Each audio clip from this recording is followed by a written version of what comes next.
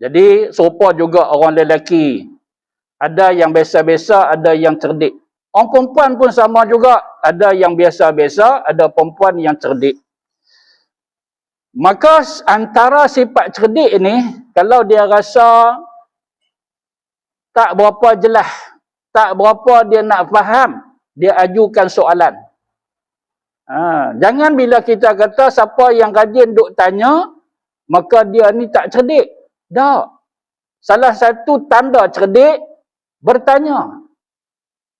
Ni hujah dia kalau kita nak ambil dalil kan. Kalau tanya-tanya orang duk kata tak cerdik itu, macam mana pula? Yang mana betul?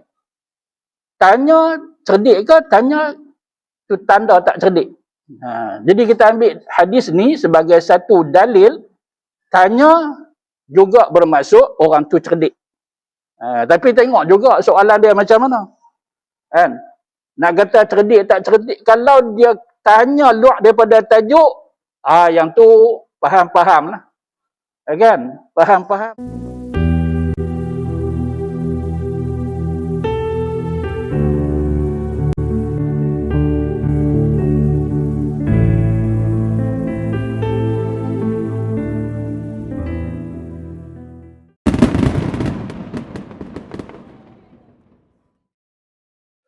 Assalamualaikum warahmatullahi wabarakatuh. Alhamdulillahilladzi arsala rasulahu bil huda wa dinil haqq liyudhhirahu 'ala ad-dini kullih walau karihal kafirun. Asyhadu an la ilaha illallah wahdahu la syarika lah. Wa asyhadu anna sayyidana wa nabiyyana Muhammadan 'abduhu wa rasuluh. Allahumma fassalli wa sallim ala Sayyidina Muhammad wa ala alihi wa ashabihi ajma'in.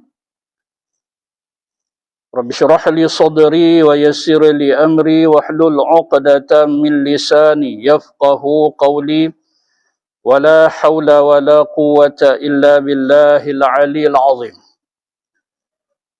Kita sambung kitab Uqudul Lujain fi bayan huquqiz zawjain. Masih pada muka surat yang pertama.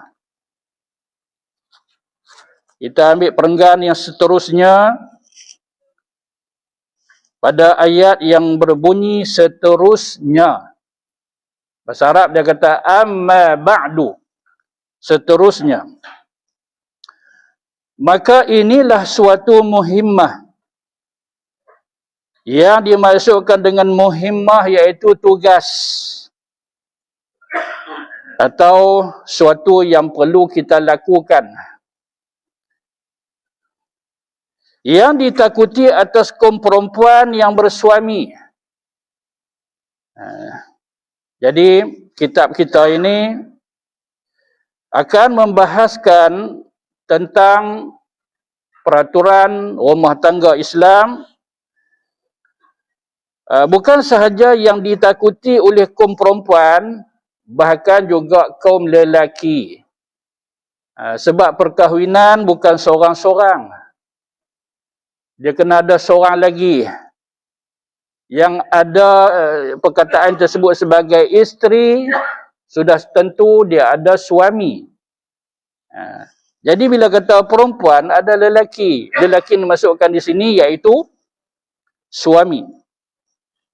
Maka seperti mana ditakuti oleh kaum perempuan yang bersuami, begitu juga sebaliknya. Iaitu kaum lelaki yang mempunyai isteri.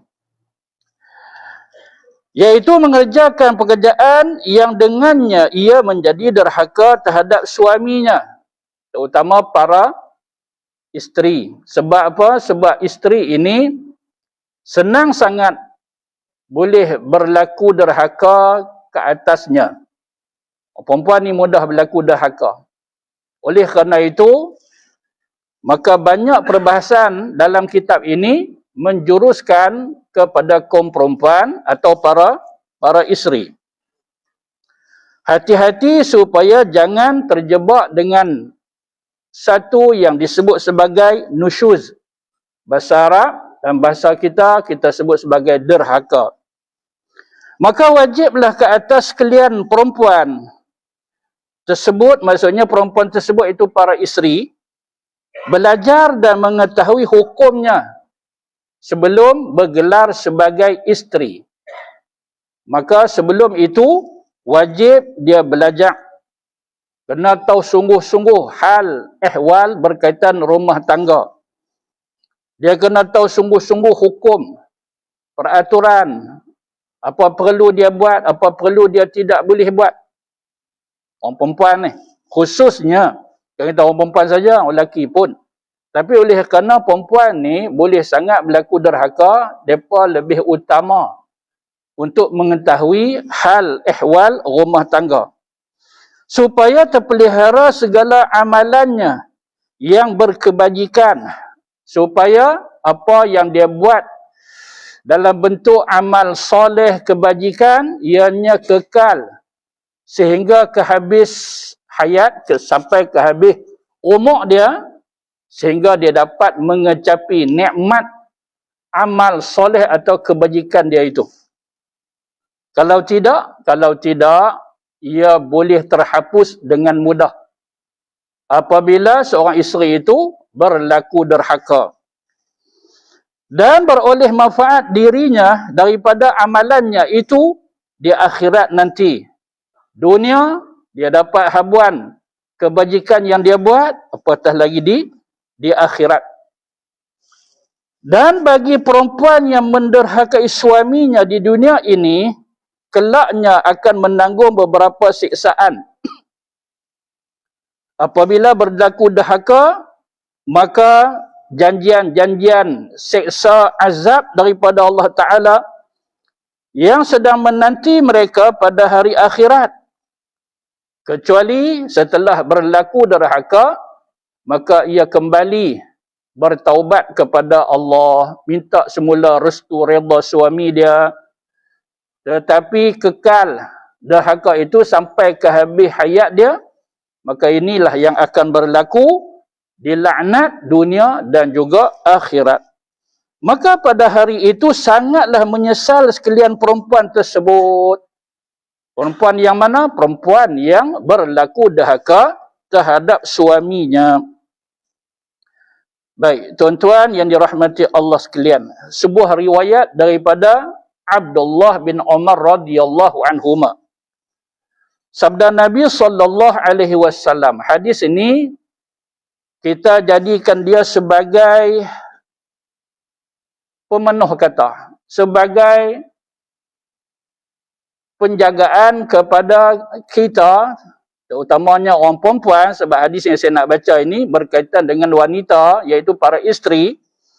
Sebelum kita memetik sebuah ayat yang tertera pada muka surat sebelah, di sabda Nabi SAW, ya ma'syaran nisa, wahai sekalian wanita, tasaddaqna, hendaklah kamu rajin bersedekah. Orang perempuan, kalau saya tak kahwin lagi, biasa-biasakan bersedekah. Supaya apa dia? Supaya nanti bila kamu sudah berkahwin, maka senang kamu melakukan sedekah. Pasal apa? Ni pasal dia Nabi sebut di sini. Yang pertama sekali, iaitu Nabi pesan kepada kaum wanita, terutama para isteri, rajinlah bersedekah. Macam mana nak bersedekah kalau duit tak ada? Cari. Usaha. Jangan duk harap kepada orang tua. Tapi kalau ada peruntukan, memang orang tua duk bagi kat kita, kita simpan. Sikit-sikit belanja, yang lain kita simpan. Rajin-rajin kita bersedekah. Jangan duk kata orang puan-puan saja, orang lelaki pun. Kan kata perempuan, orang lelaki pun hendaklah rajin bersedekah. Sedekah ini, kalau kita bincang dia punya tajuk dia luas. Yang kata sedekah ni.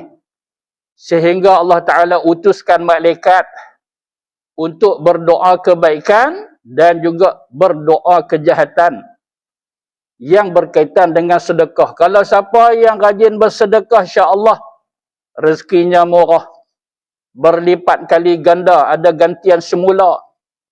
Tapi kalau siapa yang kedekut, Allah ambil balik nikmat harta dia.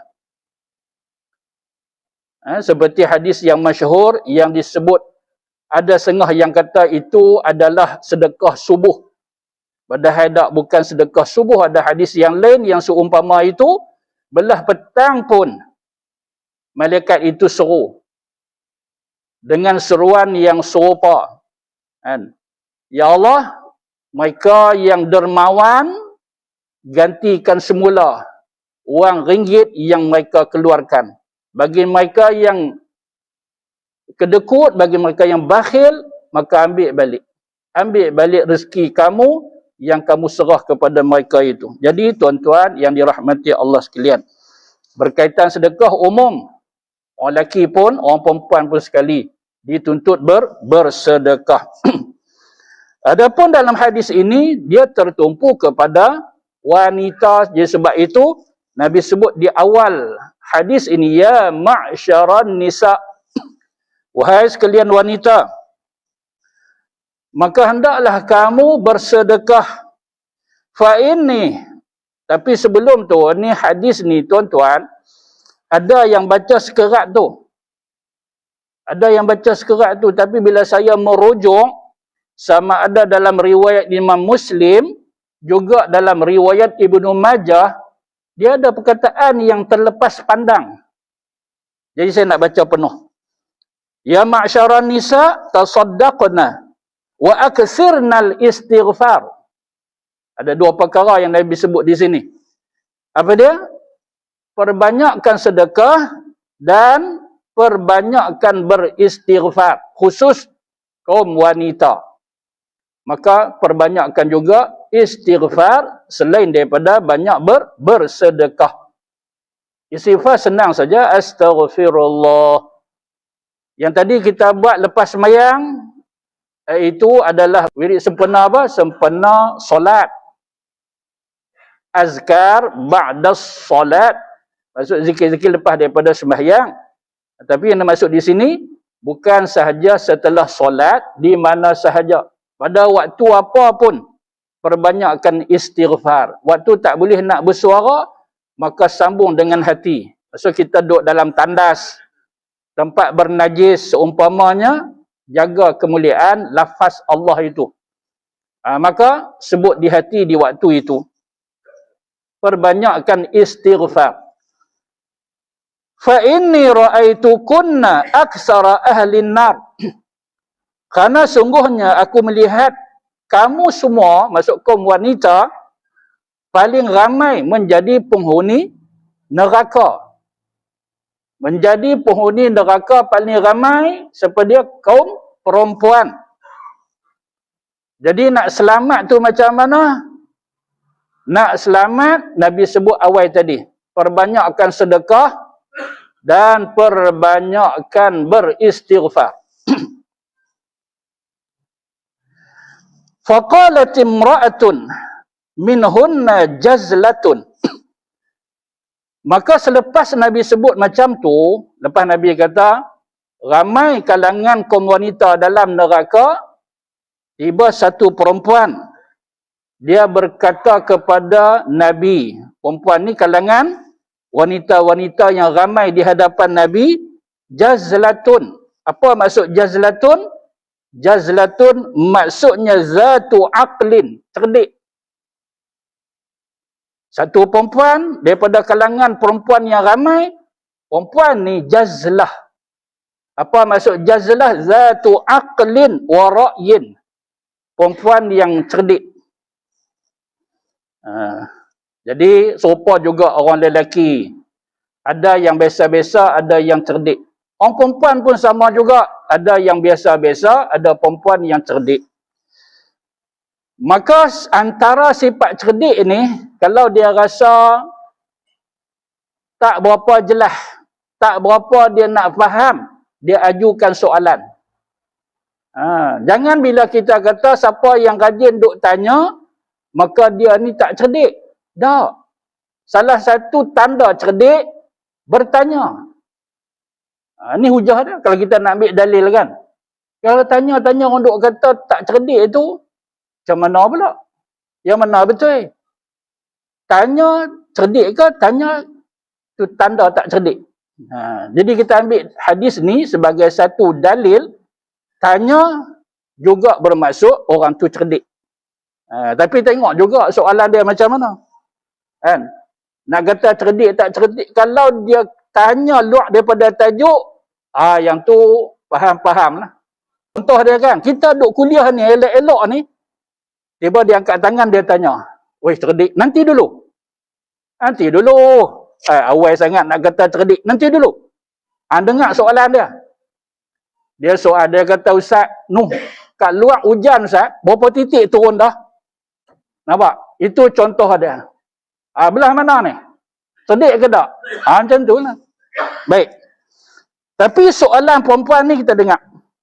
Wa ma lana ya Rasulullah aktsaru ahli nar. Siapa pula ya Rasulullah, kami golongan yang teramai menjadi penghuni neraka. Pasal apa? Apa salah kami? Apa yang tak kena? Orang lelaki baik sangat kan? Gitu kan. Jadi soalan tu menunjukkan cerdik ni. Jadi macam tu lah kita nak tahu kan orang cerdik ke tak kan. Angkat-angkat tangan dah kata cerdik terus. Nanti dulu. Kan? Dia tanya macam mana. Kan? Tapi kalau tanya luar tajuk pun tak boleh kata tak cerdik. Kan? Pasal apa? Mungkin dia rasa dia nak tanya, lagi kat siapa dia nak tanya. Tak apa. Tapi yang bukan-bukan tu, yang pelik-pelik punya soalan, yang tu kita boleh tahu kata kau ni cerdik ataupun tidak. Tapi kalau tak cerdik pun, sebaiknya kita jangan berkasak. Kan? Jangan kecuali kalau dia ganggu, barulah kita selesaikan dengan cara yang baik. Kan? Kalau kata dia tanya yang bukan-bukan, nanti dulu. Kesian ke dia. Pasal apa? Pasal dia teringin nak tanya. Tiba kita nak marah, tak boleh. Biar ke dia, kita layan. Tapi kalau sekiranya mengganggu, kan? Mengganggu, macam satu contoh, soalan tanya dekat satu ustaz. Ustaz ni duk ajak elok lah. Tapi dia tanya, dia kata, Ustaz, ni saya nak tanya ni, mau jawapan masa ni juga. Ni saya mai hari ni, saya tanya, saya nak jawapan hari ni juga, waktu ni juga. Maka dia tanya apa dia? Dia kata, wahai Ustaz, ayat mani tu tak najis kan? Dia kata, ayat mani tu tak najis. Kalau ayat mani tak najis, kalau himpun sampai 2 kolah, boleh dah ambil ayat sembahyang? Dia tanya macam tu. Jadi soalan tu, mungkin setengah orang kata, apa ni? Luar tajuk apa ni? Anak uji ustaz ke dan sebagainya kan. Tapi kalau ustaz yang kita kata yang berhemah, yang profesional ni, dia layanlah dengan elok. Mungkin kau tu tak tahu sungguh kau dia nak ambil tahu dan sebagainya. Begitu. Kalau dia mengganggu majlis, sagi saya akan jawab lepas daripada ni. Saya duk baca sekarang ni, orang duk tunjuk jari dekat kitab ni. Ni pengajian berkitab, orang duk tunjuk, sagi saya sendiri pun lupa lagi nak hurai macam mana. Sagi sebelum tutup saya jawab. Contoh kan? Bagusnya pun ustaz ni layan. Tapi tak, dia nak juga mengganggu majlis. Maka ketika itu bolehlah cari jalan untuk selamatkan pengajian. Begitulah. Saya dengar ada satu ustaz tu, macam tu dia punya masalah yang dia sebut, dia kata saya pernah lalui karenah murid yang bertanya yang soalan pelik-pelik dan sebagainya.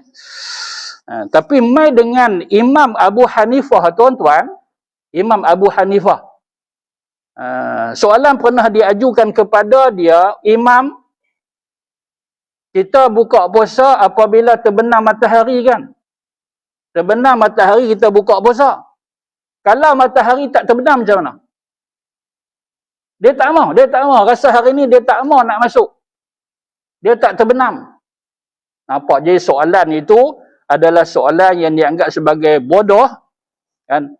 Maka dikhabarkan bahawasanya Imam Abu Hanifah mengangkat kakinya tala kepada orang yang tanya tu. Dia anggap sebagai soalan yang biadab, maka aku pun terpaksa balas dengan biadab. Begitu. Baik. Maka soalan perempuan yang cerdik ini, yang disebut sebagai jazlah zatu aqlin, betul. Kena pada tempat dia. Nabi kata, ramai penghuni neraka kalangan wanita, siapa kami? Apa yang tak kena? Begitu. Qala, maka jawab Nabi, tuksirnal la'na wa takfurnal ashir. Karena dua perkara ini, Nabi jawab. Yang pertama, tuksirnal la'na. Mulut kamu tu tak jaga elok-elok. Suka melaknat. Dah ulama kata bukan bentuk laknat yang kita duk faham mungkin sempit, tapi maksiat mulut. Orang perempuan tak utama berbanding dengan orang lelaki. Orang lelaki ni dia banyak duk pendam-pendam. Orang perempuan dia tak mahu nak pendam-pendam. Dia sembang, tak ada siapa lagi, dia sembang dengan Facebook. Dia cerita yang macam-macam. Kadang masalah rumah tangga dia cerita kat Facebook. Dekat kawan dia, kat tempat kerja, orang kampung dia, kilit anak, sembang kat pelantang, rumah siapa. Ada cerita-cerita dulu yang ada pelantang. Zaman lah mungkin orang tak tahu apa pelantang. Dia bisa dengar? Begitu kan. Perubahan zaman. Jadi ini antara sebab orang perempuan terjerumus ke dalam api neraka. Sebab tak jaga mulut. Tuksirnal la'na. Suka mengumpat, suka fitnah, buruk sangka, macam-macam. Oleh kerana itu kat sini, hati-hati. Bukan kata orang perempuan sahaja, orang lelaki pun. Tapi hadis ini menjurus kepada kaum wanita. Mulut, mau jaga elok-elok. Sebab itu Nabi sebut awal tadi pada perbanyakkan istighfar. Perbanyakkan melakukan perbuatan yang soleh serta mengucap perkataan-perkataan yang baik, nasihat, tunjuk ajar, ambil Quran, baca, berzikir selain daripada istighfar. Itu yang pertama. Yang kedua, wa takfurnal ashir. Dia menafi pemberian suami dia. Yang ni tak boleh langsung lah. Jangan macam tu. Tapi ada. Kalau ada, habaq ke dia, handuk kat hadis ni. Sampai dia kata apa dia? Dia kata, saya kahwin dengan abang ni, apa yang saya dapat? Tu contoh ayat tu. Contoh ayat. Hidup saya ni terseksa duduk dengan hang. Cik. Dasar saya elok dah. Ujung tu dia kata hang. Saya geram kot. Biasa saya, awak. Baik masa dia geram tu, hang aku. Saya terseksa ni. Lepaskan saya malam ni juga. Minta lepas sungguh baru tahu. Ni sempitnya akal kebanyakan, kata semua tak pergi marah habis. Kebanyakan wanita, yang dalam masjid ni dak. Di luar sana yang jauh sikit tu. Ya kan kawasan kampung kita semua macam kita lah, bagus-bagus. Hati-hati yang ni. Jangan lepas-lepas cakap dengan suami. Jangan. Tertib, sembang elok-elok antara adab isteri terhadap suami dia, cakap lemah lembut. Elok-elok cakap, kalau tak perlu cakap, jangan duk cakap. Kalau dia kata cakaplah, masa itulah cakap. Sampai macam tu. Ini kau tu tak ada nak dengar yang mana satu. Start dia sampai kat rumah, sembang tak putih-putih. Ada buat macam tu. Jangan buat. Jangan buat. Sembang biar dia dengar betul-betul, patut dia balas, biar dia balas dulu. Dia tu suami lah. Begitu. Ni sampai tak bagi peluang suami nak bersuara. Jangan macam tu. Terguris hati para suami, siaplah hang. Dahaka lah tu. Jadi sebab itu ada hadis yang lain, orang perempuan yang baik masuk isteri yang solehah, setiap malam tanya suami dia, apa salah saya hari ini abang? Tiap-tiap malam. Sebelum tidur. Pegang tangan suami, jangan lepas. Jangan lepas tangan suami itu. Tanya dia, apa salah saya hari ini? Apa yang saya buat menyebabkan abang terasa hati hari ini? Tunggu jawapan dia. Kalau dia kata apa, tak ada. Abang, saya minta abang redha saya redha. Dengar perkataan redha daripada mulut suami, baru lepas tangan dan tidurlah dengan nyenyak. Itu Nabi kata, antara sifat wanita salihah. Lah Ustaz, tak ada dah suami Ustaz. Tapi dulu memang, bila tak ada macam mana? Tak ada. Banyakkanlah berdoa, minta dia sejahtera dalam barzakh. Kawan dah tak ada. Lah Ustaz, ada Ustaz. Ada Ustaz pergi buat. Mula daripada malam ni. Tak apa Ustaz, nanti bulan depan. Tak takut ke dengan ancaman hadis yang baru kita baca ni? Wa takfurnal ashir. Ashir di sini bermaksud zauj, maksud suami dia. Jangan sampai tidak mensyukuri apa pemberian suami.